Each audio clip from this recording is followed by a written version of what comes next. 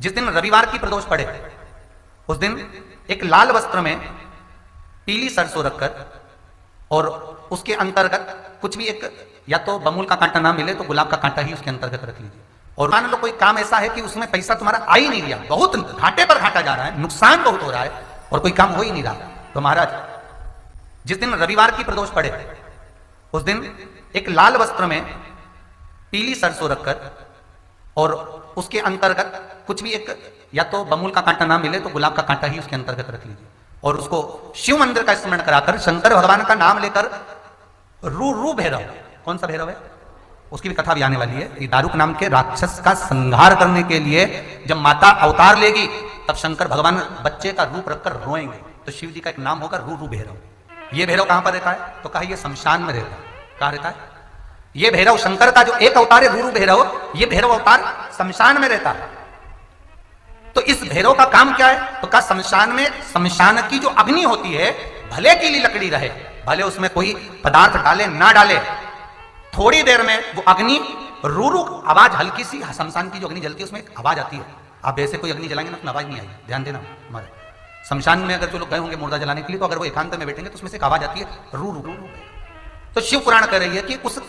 सरसों को, कांटे को रूरू भैरव का नाम लेकर जिस व्यापार जो नहीं चल रहा है, दुकान जो नहीं चल रही है, उस दुकान के सामने, उस व्यापार के सम्मुख में उसको जला दिया जाता है। यह करा जाता है रवि प्रदोष के लिए। महाराज कौन से प्रदोष? रवि प्रदोष के लिए, जो सुख का भान कराती है, व्यापार की उन्नति के लिए, समृद्धि के लिए, लक्ष्मी के लिए इसका प्रयोग किया जाता है। तो यहां पर दारुक नाम का जो असुर है, दारुक नाम का जो राक्षस है, उसका एक ही कहना है कि मैं मरूं, मना नहीं है ब्रह्मदेव पर, वो मरने का। नंदी का एक पांव जो ऊपर होता है, आप लोग दर्शन करे होंगे शंकर जी के मंदिर में नंदी के,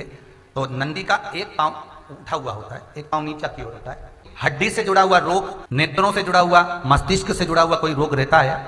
तो एक नीले कलर का फूल आता है महाराज, उस फूल में हल्दी डालकर गुरुवार का प्रदोष पड़ने पर जो नंदी के पांव के पास समर्पित कर देता है महाराज, उसका रोग धीरे धीरे समाप्त होने लगता है। लिंग पुराण कहती है कि नंदीश्वर भगवान के सामने जो पुष्प समर्पित करा जाता है उसको, ये तो लिखा था स्कंद पुराण और शिव पुराण। लिंग पुराण कहती है जो फूल आपने समर्पित करा उसको लाकर पानी की बाल्टी में डालकर आप स्नान भी कर सकते हो, उससे भी हड्डी के जितने रोग होते हैं उसमें आराम लगने लगता है। जैसे कहीं शरीर नहीं चल रहा, हाथ झुन्न पड़ रहा है, हाथ काम नहीं कर रहा, हाथ में झुंझुनी आ रही है, कंपन आ रहा है, प्रदोष हो चाहे रविवार की हो, सोमवार की हो, मंगल की हो, बुधवार की हो, गुरुवार की हो, शुक्रवार की हो, शनिवार की हो, कोई भी वार की हो, प्रदोष काल में शाम का समय सूर्य डूब रहा हो, बस डूबा ही हो, और उस समय पर केवल 3 दिन ऐसे रहेंगे, 3 बार ऐसे रहेंगे, 3 तिथियां ऐसी रहेंगी, 3 समय ऐसा रहेगा जिस समय पर तेरे द्वारा निर्मित शूल को भी शिव धारण करेगा और जगत का कल्याण करेगा। 3 दिन, 3 तिथियां, 3 बार, 3 नक्षत्र, 3 घड़ी, 3 पल,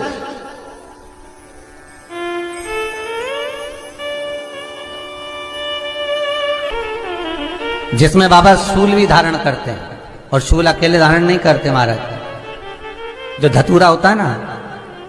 दर्शन करें धतूरे के, कांटे कांटे सा होता है धतूरा, तो वो धतूरे के साथ में बाबा शूल धारण करते हैं, बेलपत्री के शूल को। ये बहुत बहुत आनंदमय कथा है महाराज जी, जिसके जीवन में हमेशा कांटे ही मिले हैं। बेटी बड़ी हुई तो घर में मायके में दुख देखा, और मायके से गई ससुराल में तो ससुराल में दुख देखा,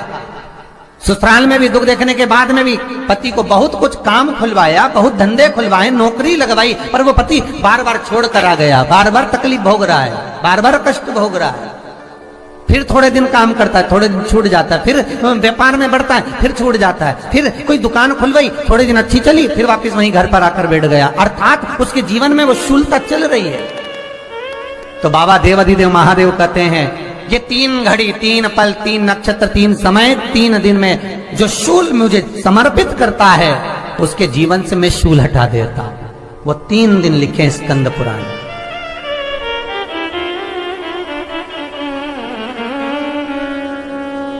महाराज बैसाख महीने में जो प्रदोष आती है बैसाख के महीने में बहुत ध्यान से सुनना भाई, जो अपनी जिंदगी से बहुत तंग आ गए हो, परेशान हो गए हो, कष्टमय जीवन जी रहे हो, बहुत दुखी हो गए हो, उनके लिए ये स्कंद पुराण का चरित्र फिर मिले ना मिले, आप प्रेम से सुन लो भाव से।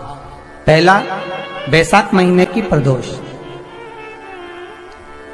चाहे वो शनिचरी प्रदोष हो, चाहे रविवार की हो, सोमवार की हो, मंगल की हो, बुधवार की हो, गुरुवार की हो, शुक्रवार की हो, शनिवार की हो, कोई भी वार की हो, पर बैसाख महीने की प्रदोष, प्रदोष काल में शाम का समय सूर्य डूब रहा हो, बस डूबा ही हो, और उस समय पर सूर्य के डूबन के तुरंत बाद बाबा को धतूरे के साथ में बेलपत्री ना चढ़ाते हुए बेलपत्री के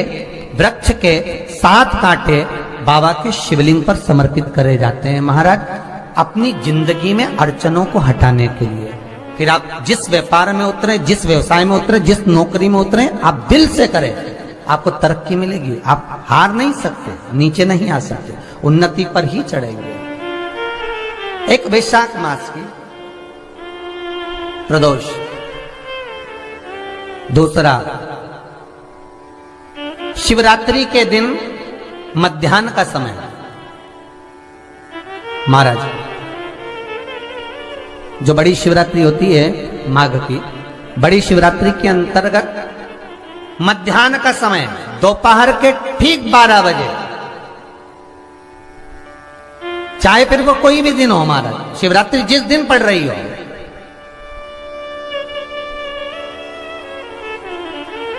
उस दिन भी धतूरे के साथ बाबा को 7 कांटे बेलपत्री के वृक्ष के समर्पित होते हैं महाराज। इसमें आप ये वाले जो कांटे हैं, जो शिवरात्रि के दोपहर 12 बजे वाले हैं, अगर कोई मदिरा पीने वाला हो, व्यसन में डूबने वाला हो, कोई जुआ खेलने वाला हो, कोई गलत वैश्यावृत्ति करने वाला, या अपने मार्ग से विचलित कोई व्यक्ति है, उसके लिए भी ये कांटे बहुत काम आते हैं महाराज। दूसरा, पार्वती तेरे द्वारा तेरे नयन अश्रु से जो प्रगटा हुआ बेल का वृक्ष है, द्वितीय शूल मैं वहां धारण करता हूं, तृतीय शूल, तीसरा शूल जो वर्णन करा गया महाराज, भगवान श्रावण के महीने में, श्रावण के महीने में जो भी दूसरा सोमवार पड़े, जो भी पड़े, श्रावण के महीने का दूसरा सोमवार, आप सबको पहले भी श्रावण के महीने में जो कथा कही उसका व्याख्यान वर्णन करा कि श्रावण का महीने का महत्व क्या है, वो भी आपको ऑनलाइन कथा में आप लोग सुन चुके हैं, लाइव कथा में श्रावण का पूरा महत्व बताया था कि श्रावण के महीने में शंकर भगवान को पूरा लेखा जोखा का भार प्रदान किया गया था। दूसरा सोमवार, श्रावण के महीने का जो दूसरा सोमवार होता है, उस दूसरे सोमवार में रात्रि के समय पर, अर्थात शास्त्र अब घड़ी और पल का स्मरण करेंगे तो रात्रि के बजेंगे 10 से 12 बजे महाराज, 10 से 12 के बीच में धतूरे के साथ बाबा को शूल समर्पित होता है महाराज। ये भी हमारी बाधाओं को, हमारी तकलीफों को, व्यापार व्यवसाय के लिए, नौकरी सर्विस के लिए, बहुत सारे एग्जाम में आप बैठ लिए, गवर्नमेंट एग्जाम के लिए बैठ लिए, नहीं हो रहा, ये 3 बार मेरे शंकर को बेलपत्री के वृक्ष के शूल समर्पित होते हैं, उसका आनंद पाना। मेरी जीजियों, 2 चीजें बड़ा स्मरण में रखिएगा। एक, बैसाख महीने में मट्टी के पात्र का जल, अभी अभी क्या चल रहा है, फागुन, अभी क्या चल रहा है, फागुन। जब बैसाख का महीना आए ना,